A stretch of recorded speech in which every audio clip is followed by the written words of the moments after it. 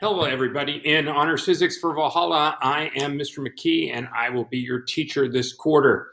So we are in Honors Physics, and we're going to be going over classical physics, and I'll talk about the difference between classical physics and modern physics here kind of at the end of my lecture. And we're also going to talk about mechanics, and we'll get into a little bit more of that. So this class should prepare you to take the APC mechanics test. But given we are in this COVID time, if you want to do that, it is going to be a lot of work on top of what we have, but I will certainly endeavor to help you with that. So this video is going to be an introduction to what is physics. What is physics? Now, besides physics being everything,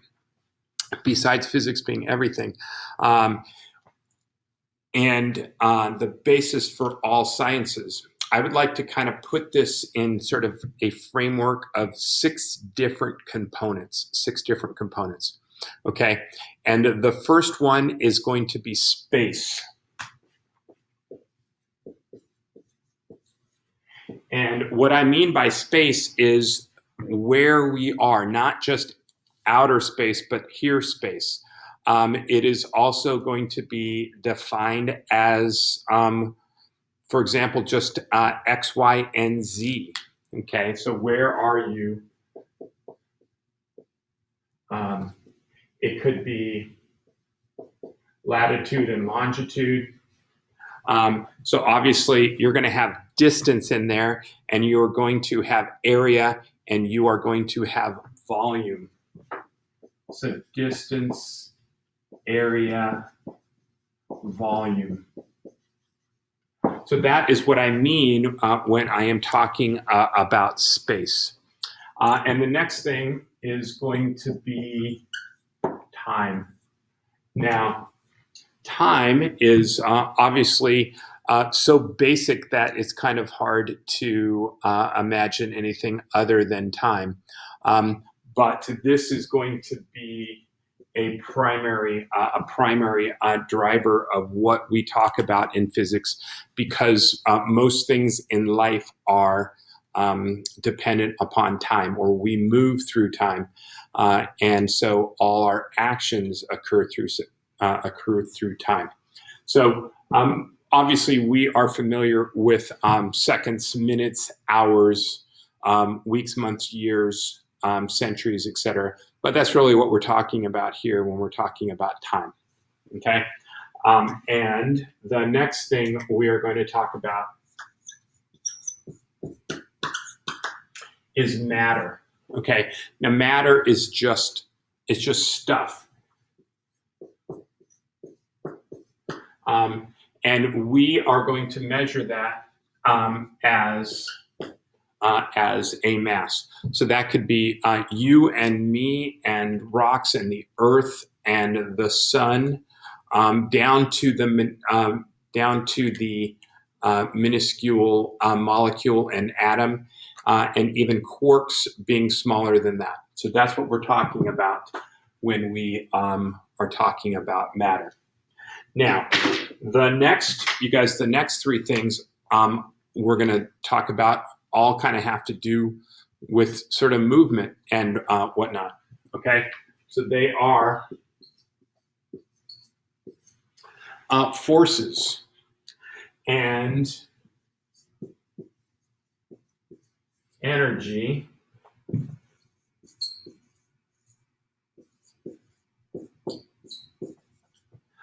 and momentum. Okay, so I'm sure you guys have heard of all these things, and we're going to obviously elaborate them greatly. But I'm just going to mention a few things about forces. And in forces, we can think of it in a few different ways. There are contact forces, field forces. Okay, so if you're touching something like I am the board, that is going to be a force. And a field force is going to be one that happens without any touching, and examples of that would be like electromagnetism, okay, or gravity. So those are the field forces, and there are also basically 4 primary forces in our life and universe, and they are electromagnetic forces, gravity, and the strong nuclear force,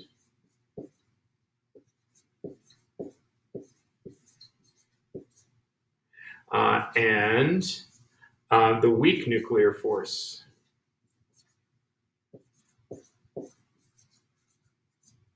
All right, so you guys, we will really be concentrating more on gravity and electromagnetic. Now, even in electromagnetic, we're not going to be talking about it specifically because electromagnetic is really just a force field. And if we think about contact forces, that is, if you think about a finger touching an object, and you think of the atoms that are in our fingers and the object, we've got the protons that are in the center of the atoms, and we have the electrons on the outside. So when we touch something, we really are making our electrons on the very outer edge of our being, our finger, wherever it might be.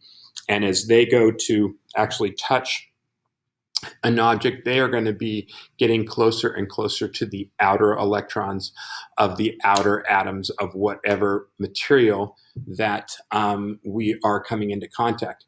And as you know from chemistry, we have electrostatic attraction and repulsion, and similar forces are going to repel each other. So when we get a negative and a negative, okay, they're going to repel each other. And the closer they get, the greater that force is going to be.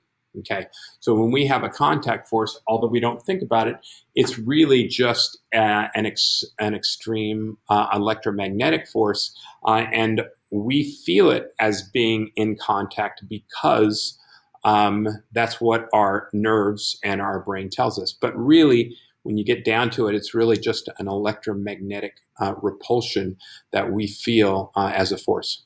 And then obviously gravity is going to exert a force, and that is a force field. Okay, now when we move on to energy, and energy is really kind of a tricky topic because if you look up the definition of energy, it is the ability to do work. Okay, and what is work? Now, you guys might have got a little bit of that in your chemistry classes to put what work is, but we will explore this in much greater depth as we move on. But we also have other types of energy, and they are all related. And that could be, for example, kinetic energy and potential. Kinetic energy and potential energy together is going to be what we call mechanical. And we have things like thermal energy and light energy. And a lot of the other stuff is really just coming from this kinetic and potential. And even if we think about what thermal energy is, it actually goes back into kinetic and potential. So again, if you going back from a chemistry point of view, which is probably the class that most clearly segues into physics.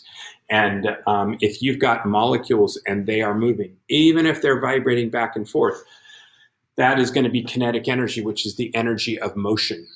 Okay. And the hotter something gets, the more they vibrate and the higher the kinetic energy. So that really just comes back down to thermal energy. Typically, the difference when we talk about this is if we have an object moving, let's say a rock, all of those molecules are moving in unison. So they have, as the object, they're all moving from one place to another. Within that, let's say call it a rock or an object, we have all these molecules that are in there that are vibrating back and forth independently of each other. And that's really where we talk about that thermal energy. And light energy is just a form of electromagnetic radiation, which would be the pure energy you can think of as light, is just an electromagnetic radiation, and we can see other ramifications. And we're not really going to go too much into that. And then we have momentum, and momentum is really just how much the mass and the velocity, are combined with one another. So if you're not moving, you have no momentum, and if you are moving, you have more momentum. So, and we'll go more into this. But what I would kind of like to sort of wrap this up a little bit more is that both energy and momentum is conserved. And that conservation allows us to understand many of the aspects of physics. And it kind of explains essentially the universe of where all that stuff is. So to kind of wrap this up, I would like to kind of make an analogy to the theater and our space and time. That is like the stage, okay? And we have matter, and that is like the actor. And we have forces, energy, and momentum, and this is the action. Okay, so that is a quick introduction as to the grand scope of what physics is. And a lot of these things can be combined. And I mentioned earlier in classical physics, which it can most prominently be synonymous with Newton and Newton's laws. And then if we move into modern physics, which is more synonymous with Einstein in relativity and quantum mechanics, a lot of this sort of stuff can kind of break down and seem a little bit odd. For example, there is a space-time continuum, and we have E equals mc squared. And so we get a lot of these things that seem a little bit odd at our level here, going pretty slow on this Earth. So we'll start with this, and it'll give you the background to move further into whatever other science that you are going to study, and even using it in life. All right, we'll talk to you guys next time.